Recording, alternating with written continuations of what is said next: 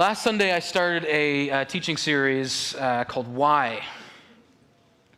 And we're asking the question, if God is so good and God is so great, why is there so much pain and evil and suffering in the world?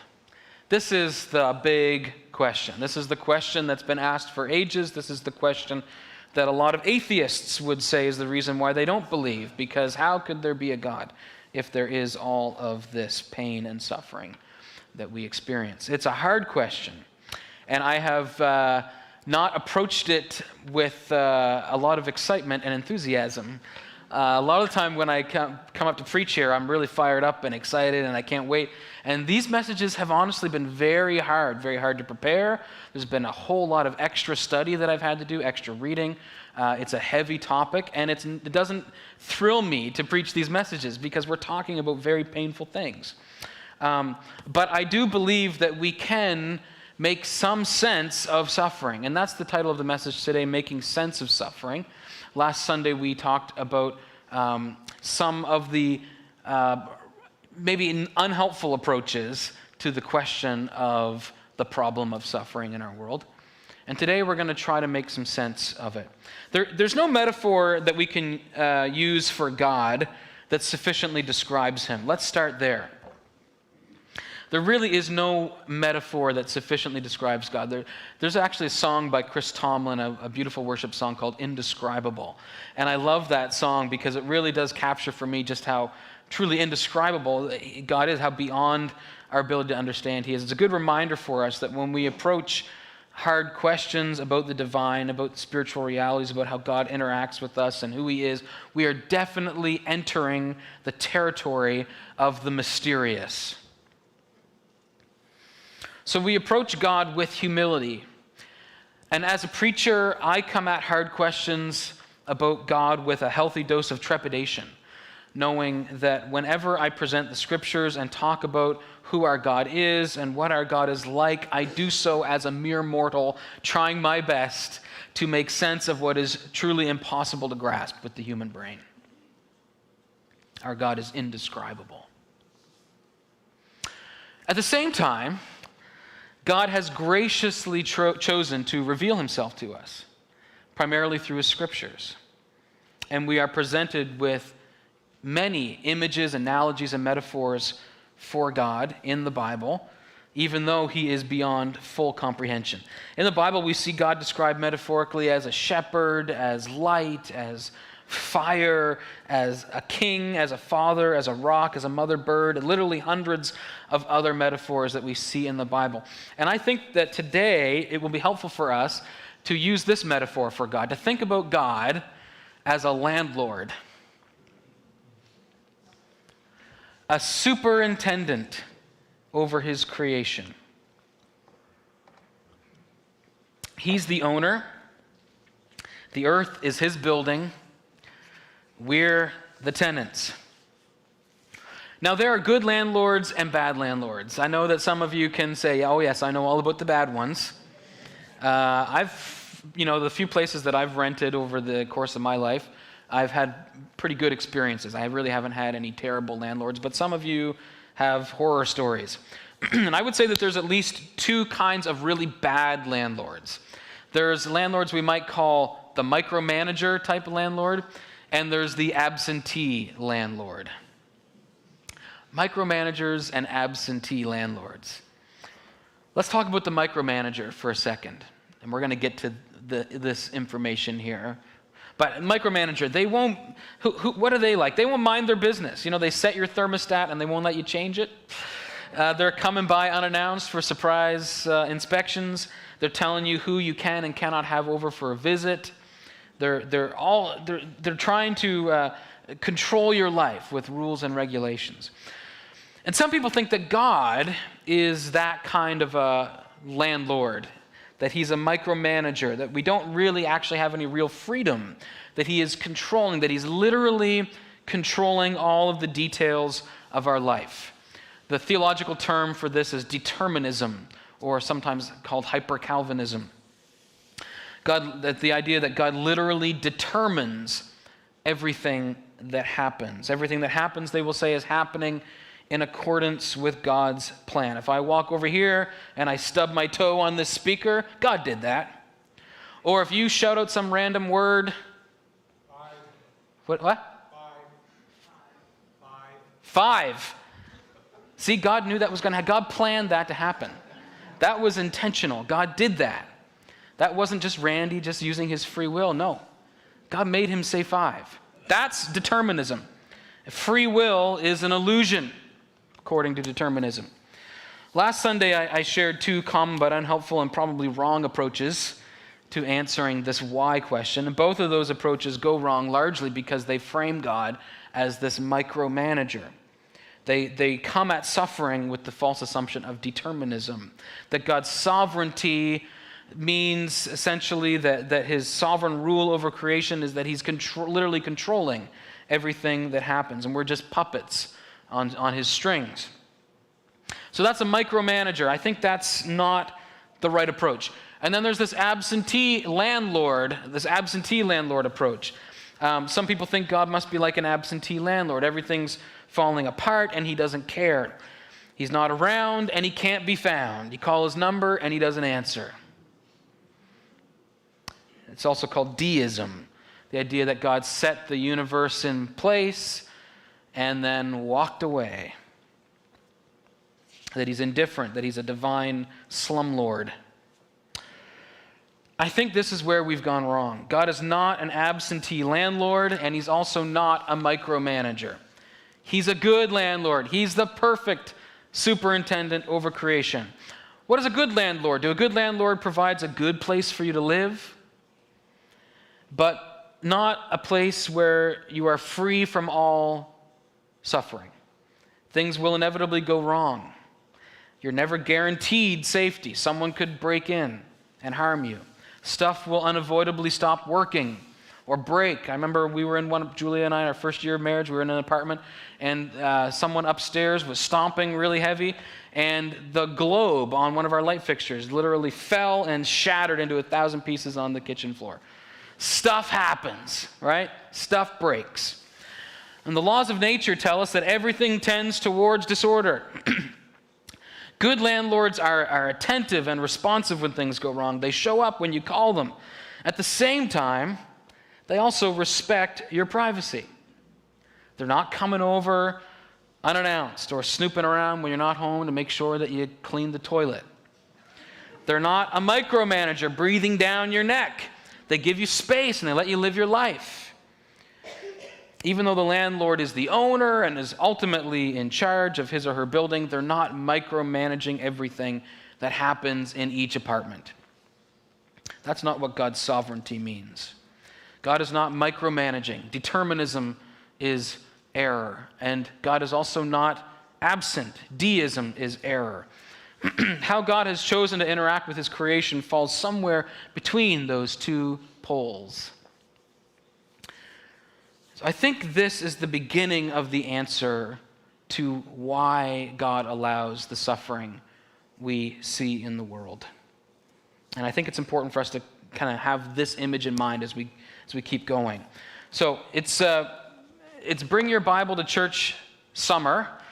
So if you didn't get the note, we're encouraging everybody to bring Bibles from home, if you have one, to church with you. And if you don't have one, or forgot to bring it, in the seats in front of you there are Bibles. You can also bring the Bible up on your phone. And our wonderful summer students this week went and made sure that every other seat had a Bible. So if you need one, you can grab one there.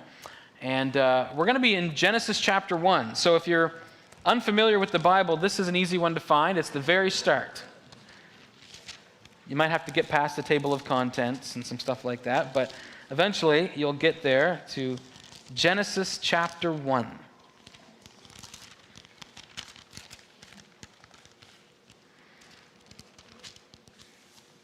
Now, a big part of the message of Genesis chapter 1 is not only that our world was created by God. That is part of the message. Our world isn't just an accident, God created it.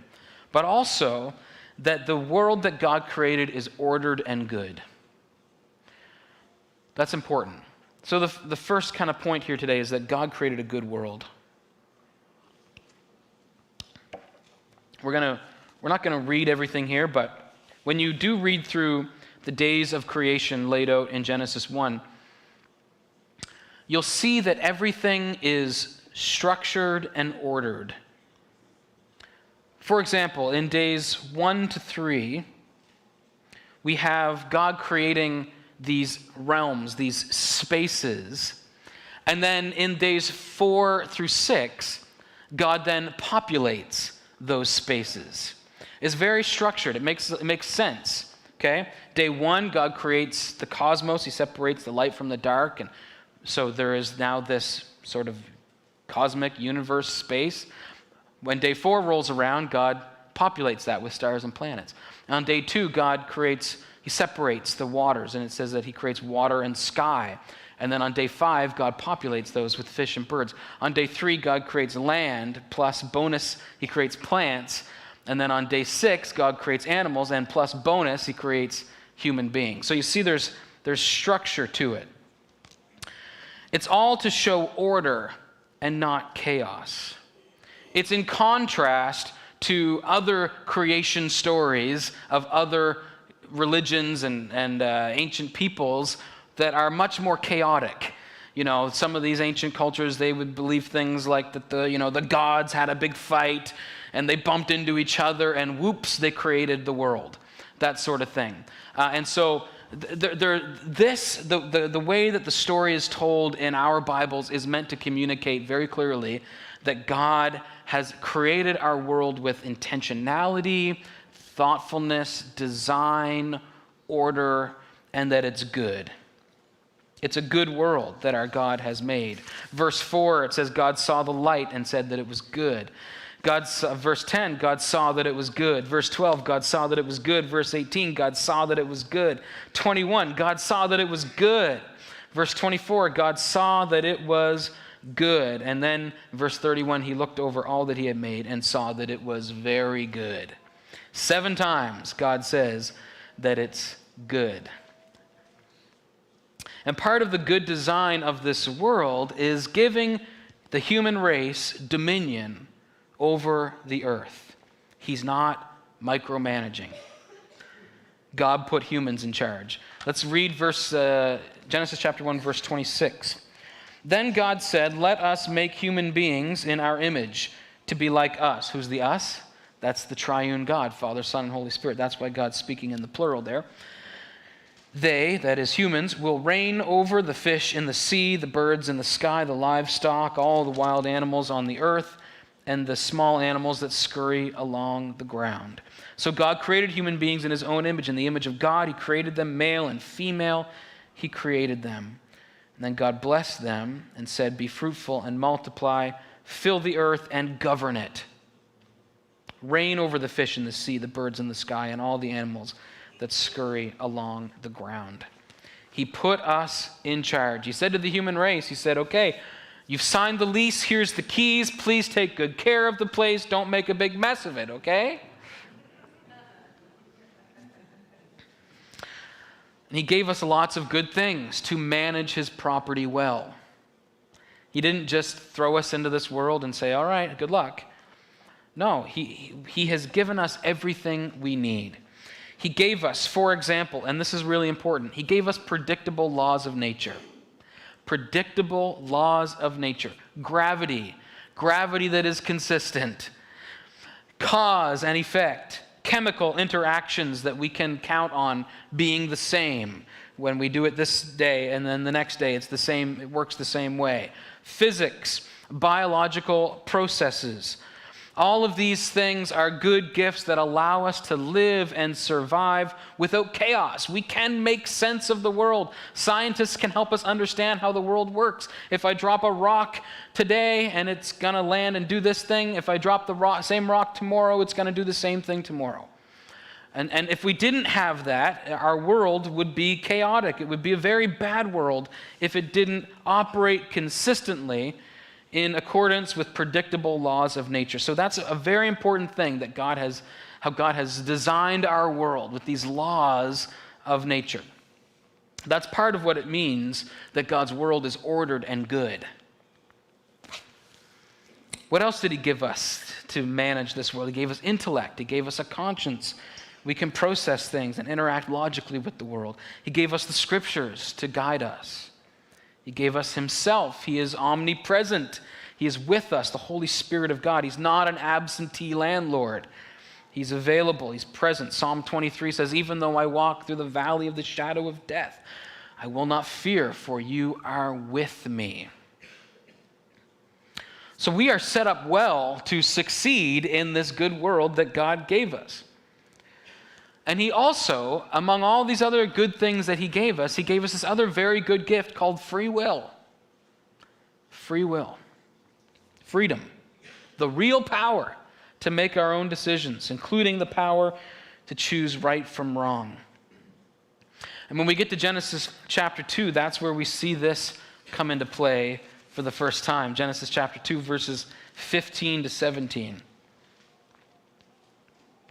It says, the Lord God placed the man in the Garden of Eden to tend and watch over it. But the Lord God warned him, you may freely eat the fruit of every tree in the garden except the tree of the knowledge of good and evil. If you eat its fruit, you are sure to die. And we know that in Genesis 3, the man and the woman are tempted to eat from that tree, and they do. They make the wrong choice, and everything begins to unravel from there. And many people have asked me and have asked this question of others over the years, well, why did God put that tree in the garden? Why did God, if he knew they were going to eat from it, why did he create it in the first place? What a silly thing to do. Well, that's a good question. And the answer is really clear, that the tree represents the freedom that God gives human beings to choose God's way or to not choose God's way. And the real ability to choose is an essential part of human existence. If there's no option to choose what is wrong, then our obedience is artificial. Can our love for God be sincere if it is forced upon us? No. And love is the highest ethic. Jesus says the greatest commandment is to love God with all your heart, mind, soul, and strength. And the second is like it, to love your neighbor as yourself. He says that all of the law and the prophets are summed up by this law of love, this commandment to love. Love is supreme. The Bible says that God is love. It's the defining characteristic of our God. We were created to share in his love, to unite with the Trinity, to join him in the loving relationship that he has with himself as the triune God. But that is only possible if we are free. Because if we do not have freedom, then we do not truly have the choice to choose to love him. We are just robots, Stepford wives. Yes, God, whatever you want, God, I love you, God, without a choice to not actually love him. That's, the Stepford Wives is a horror movie. The original one. The second one wasn't so good. It was silly. But the first one is a horror movie. That's a terrifying thought, that we would just be androids, robots, with no free will. That's scary. And that's not how God designed us. Love requires freedom. And human free will is part of God's good design for the world. Okay, so God created a good world. He put humans in charge. He said, I want you to take care of this and reign over it and rule over it. And he gave us everything we need to do that well. He's even with us. He's guiding us. He's given us scriptures. He's given us a brain. He's given us predictable laws of nature, all of this good stuff. And he's given us free will so that we can rightly, honestly choose to love him and obey him, or choose not to. And we have to have the option, or the love isn't sincere. This is all good. Except here's the problem. This is risky. Humans don't always make the right choice. I don't know if you knew that, But humans don't always make the right choice. In fact, despite all of the resources that God has given us to make right choices, we have a predisposition towards sin. In Galatians 5, it says, "For the flesh has desires that are opposed to the Spirit, and the Spirit has desires that are opposed to the flesh, for these are in opposition to each other, so that you cannot do what you want." We have this thing inside of us that always pulls us towards eating that fruit on that tree. Adam Hamilton, in his book Why, which has been a really helpful resource for me as I've been preparing for this message series, he says, "The story of Adam and Eve powerfully captures what happens in my life on a near daily basis." He writes, "I hear the serpent beckoning me to do what I know I should not do, or convincing me that it's okay not to do what I should do.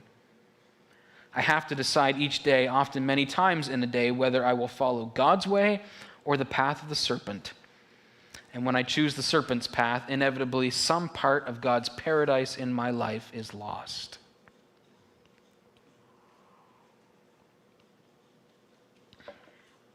So God created this good world. It's good, it's ordered, it makes sense, it's beautiful. He put humans in charge of it. He said, "Take care of this thing. Here's the keys." He gave us everything we need, including free will, but we don't always make good choices. In light of all of that theology and philosophy, can we make sense of suffering? I think we can start to. We might turn on the news and see a school shooting. And we ask, "God, why? Why did this happen?" And that's a natural response, to ask God, why? Why, in light of such an evil act, why did this happen? And not to minimize it in any way, but we know the answer as to why it happened. It happened because a violent person with evil in their heart went into a school and pulled the trigger. A human being used their good free will to make a bad choice. And bad choices reap bad consequences. Much of the suffering in our world today, so much of the suffering we see in the world today, is not to be laid at the feet of God as if he is to blame, but it is caused by human decisions. And so we're going to talk about three categories of suffering, and the first is suffering caused by human decisions. Let me tell you another story. On November 16th, 2014, a group of three young guys, best friends, grew up together from Perth Andover, New Brunswick, where I had been pastoring at the time. They loaded into a car and decided to take the back roads home from a night of drinking in a community downriver. The driver was a young man whose mother attended my church. Now, I don't know all the details of what happened, but at some point they went off the road and had a violent crash. And when the paramedics arrived on scene, one of the young men, his name was Jaron Kennedy, a 21-year-old son of a prominent family doctor in our community, was dead. The other two survived the crash with minor injuries. The driver, the one who I knew through his mother, was driving under the influence of alcohol. What unfolded over the next several days was very, very hard as the news spread throughout the community and the community was grieving and preparations began for a funeral at the Catholic Church. The whole community was shaken. These three families were very close. Their boys had grown up together. They were best friends. The families all knew each other. And one of the things that happened that I think actually was beautiful is that instead of throwing blame and hate at one another, these families instead chose to come around one another and support one another and encourage and strengthen one another in what was a very horrible, terrible tragedy. And what struck me the most about what happened in the wake of this is that the mother and the father of the boy who was killed chose to forgive the boy who was behind the wheel. It was a powerful demonstration of Christian love and mercy. And I remember at the time thinking, if the family has forgiven him and, they don't want him to suffer in jail, surely that settles it. They won't press charges and he'll have to live with this, knowledge for the rest of his life, but surely he won't have to go to jail, right? But that was naive of me because no, in fact, it didn't matter how much love and mercy and forgiveness the families offered to him. He nevertheless broke the law, and he had to go to prison. And he went to prison for a couple of years. And he and I corresponded a little bit while he was in prison, and I know that during that time he drew closer to the Lord and made peace with God. And we're going to talk next week about how God works in the midst of tragedy and suffering. And he's doing well now. He's married. He's working. But it serves a stark reminder. It serves as a stark reminder of the consequences of human decisions. Even when we're forgiven by God and forgiven by others, oftentimes our sin and our sinful choices have serious, long-lasting effect. Much of the suffering we see around us in the world today is the consequence of human action. God gives us the freedom to make our decisions. And sometimes we make the wrong decisions. And sometimes those decisions have serious consequences. Galatians 6:7 says we reap what we sow. But then we might say, okay, I get that, Pastor Michael. Obviously, you can't blame God. God's not the author of evil. But why does God allow these things to happen? Why doesn't he intervene? Why doesn't he stop the trigger finger of the shooter? Why doesn't he prevent the drunk driver from being able to find his keys? Why doesn't he use his power in all sorts of moments to stop human beings from hurting themselves and others? Why doesn't God intervene? Why does he allow these things to happen? And I think that that's probably the better question and the harder question. And I think that there's different ways we can answer that question. And I don't purport to know all of the ways of God, all the ways that God works. God works in mysterious ways. But I think there's at least a couple of things we can say to that. Why does God allow it?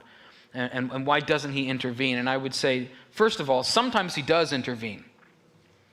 Certainly. There are many stories of God's miraculous intervention in our world to prevent and ease suffering. And many of you would have stories. In my own life, I have stories of God's intervention when I have done foolish things, like when I was on my bicycle as a kid and drove right in front of a car, and somehow I survived. I didn't get hit. It was amazing. I believe it was a miracle. Sometimes God does do supernatural things, above, beyond the natural world. He does. And like I said, next Sunday we're going to talk more about God and how he works in the midst of suffering. But more often than not, he does not intervene in those ways. And why not? I don't know why he says sometimes he chooses to intervene and sometimes he doesn't choose to intervene. I don't know in his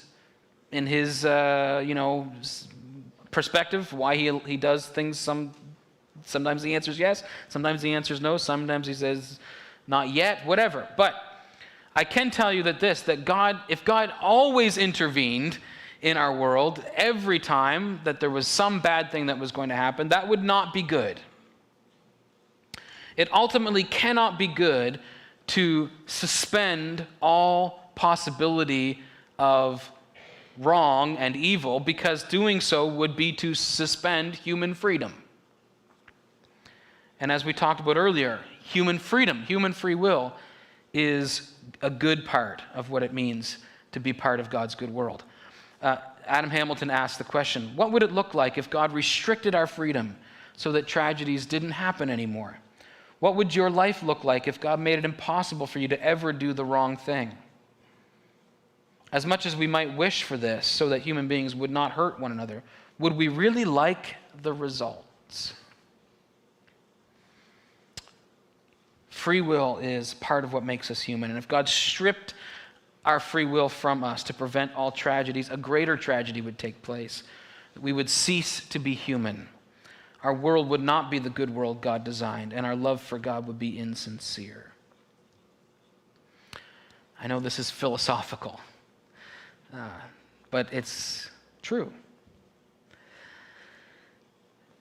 So a lot of suffering is caused by human decisions. And that's what we call moral evil.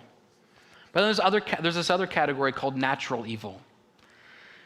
And so let's talk about suffering caused by natural disasters.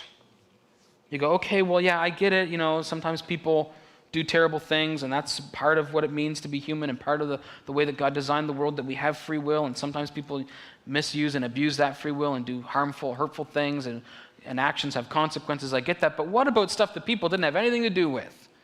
What about earthquakes? What about tornadoes? What about volcanoes? All of that sort of stuff. And the suffering from that. Surely God is to blame for that, isn't he? In 2012, again, Perth Andover, I was pastoring in this church, and we had a flood, a major flood. March 23rd, this major flood in Perth Andover. It was an abnormally warm March 23rd. It was like 30 degrees or something crazy like that. And the river was still frozen at the time, but with temperatures like that, it melted quickly and broke up, and the ice flows started to move down the river, but they jammed, and the water started backing up. And I remember watching it happen. It was in the daytime, thankfully. If it was in the evening, there might have been loss of life, but because it was in the daytime and everyone had lots of time and awareness of what was happening, there was an evacuation and everyone made it out safe. But at the end of the day, a third of our town was underwater. 1/3 of all the buildings in Perth Andover were underwater. A week later, including our church building, and so our church was flooded. It was basically destroyed. We ended up building a new building in a higher ground. But a reporter, there was news came from all over, and a reporter from the Daily Gleaner, Fredericks, came to interview me to talk about the church and the flooding of the church building.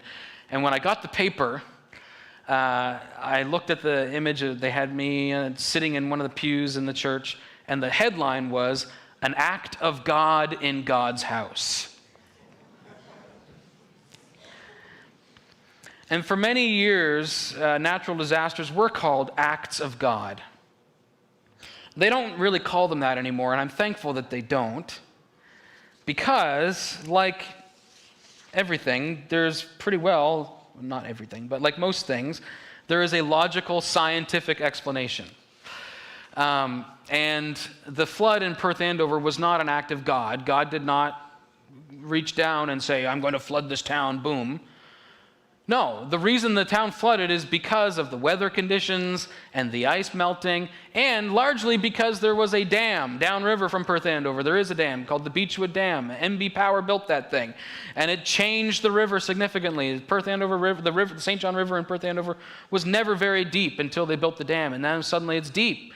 And when ice melts and the flow starts going down the river, it gets stuck. And so there are logical explanations. Perth Andover probably never flooded if it wasn't for the Beechwood Dam. Unfortunately, now it's prone to flooding. And certainly, we can't be upset about the melting of ice in the springtime. That's, again, part of God's good natural world. Ice melts, waters rise, and sometimes rivers spill their bank. And we saw that last night, right here in our own town. But how we go about interacting with the natural world affects the degree of suffering we experience from the natural systems of the world. The toll on human beings can be severe if we don't pay close attention to the potentially destructive power of nature. I've heard it argued that the things we call natural disasters, like earthquakes and hurricanes, could also be seen as good parts of God's good world. Hurricanes, monsoons, and cyclones, for example, are essential weather systems that help distribute heat around the world and moisture around the world to make it habitable. Earthquakes and the tsunamis that sometimes result from them, which are often so tragic and deadly and terrible to human populations, are ultimately beneficial for the earth. The moving of tectonic plates, scientists will tell you, is actually necessary for the existence of life on earth. One of the reasons that our earth can sustain life is because of the fact that we live on tectonic plates that move around. Planets that don't have those, usually they wouldn't be able to sustain life, and we don't know of any life out there anywhere else. But the point being is that, as tragic as it is, it's fascinating that really these things are necessary, and maybe they're not evil in and of themselves. It's understandable that people plead with God to stop these things from happening. God, why do you allow these earthquakes that destroy so many lives? Make it stop, Lord. And I understand the heart behind those pleadings. But if he answered those prayers and changed the fabric of our world, it would ensure the destruction of our planet. Human existence relies on the world we have as it is.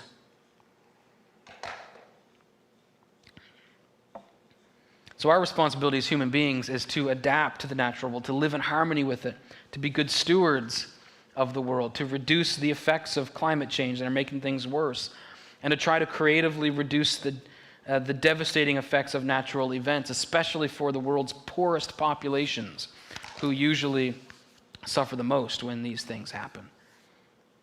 And then, when the inevitable happens, to show up and help.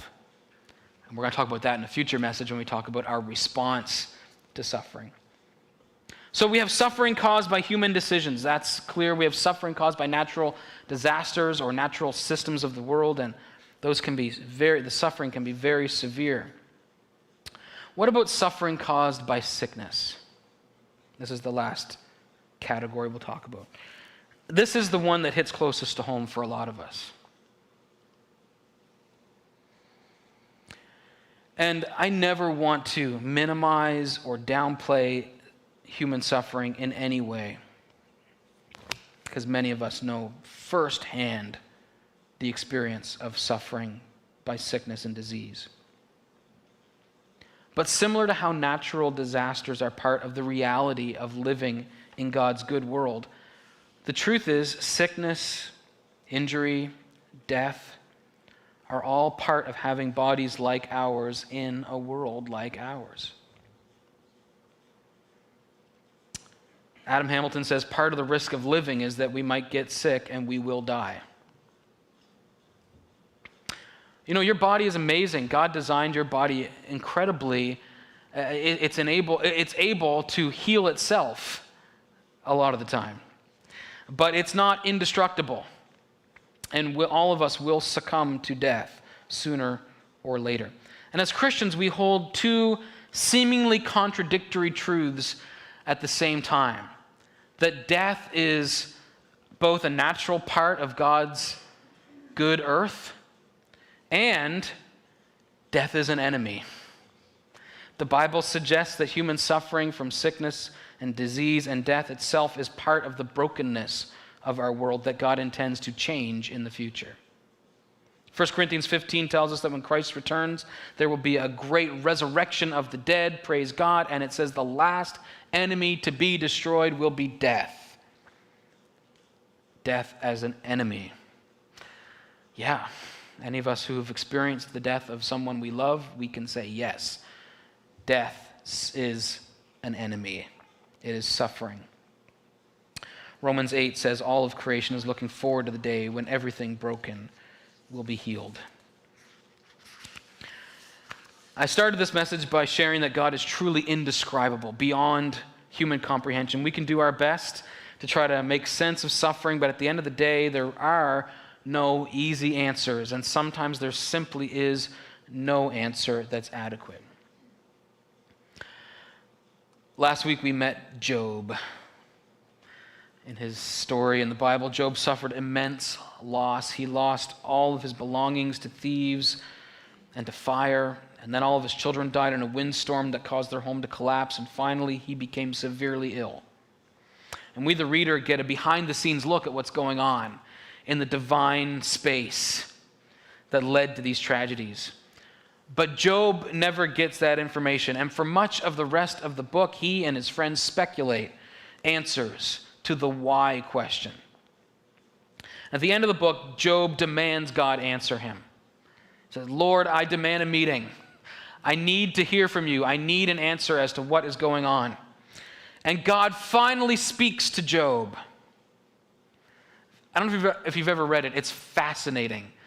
Go today in your free time and read the last few chapters of Job. For 4 chapters, God answers Job.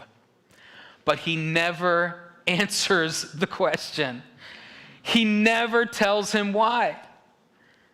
He tells him all kinds of stuff. He says, Job, were you there when I laid the foundations of the earth, Job? Were you there when I hung the stars in the sky, Job? Job, were you there when I created these eagles that eat these animals? Were you there when all this, and he just, and Job is just dumbfounded. He can't speak. He's, and God is just pounding him. Were you there, Job, when I did this, when I did that? Job, do you know what it's like to run the planet? And Job is, and the whole point of this conversation that God has with Job is to say, Job, I'm God, and you're not. You need to trust me. You need to trust me. And he never gets the answers he's looking for. The truth is, as much as we can reflect theologically and philosophically on the problem of suffering and try to make sense of it, and maybe some of what I've said today, you go, I never thought about it like that before. That's an interesting thought. I need to think more about that. Or I'm not sure I fully agree with you, Pastor Michael, on how you approached that subject, and we can have that kind of discussion, and that's okay. The truth is, at the end of the day, there's some things we're just never going to be able to make sense of. Not until one day when we go to heaven and we get to go to the question corner. Say, okay, God, here's my list. But I actually think by the time we get there, we're not going to care anymore. We're going to go, oh, okay. Sort of like Job, when he got a little taste of who God is. And he says, okay, all right, I trust you, God. I think we might do the same thing. I think we might go and we might see God face to face and go, oh, okay, I'm sorry I ever asked, because you are so much bigger than me and so much greater than me. But I can tell you this with confidence. God is at work in our suffering and the suffering in our world. He redeems our pain, and he uses it to bring about good every single time. God is not an absentee landlord. And that's our focus next Sunday. Worship team, can you come, please? Next Sunday, what good can come from suffering? How do we find God in the midst of the suffering in this world? So, guys, we're just getting started. We're just getting started. You have to come back next week for part 3. I asked if the team could lead us in an old hymn called Day by Day. And I just pray, this is sort of our closing prayer before we move into the Lord's Supper. But just reflect on these words as we sing together, day by day.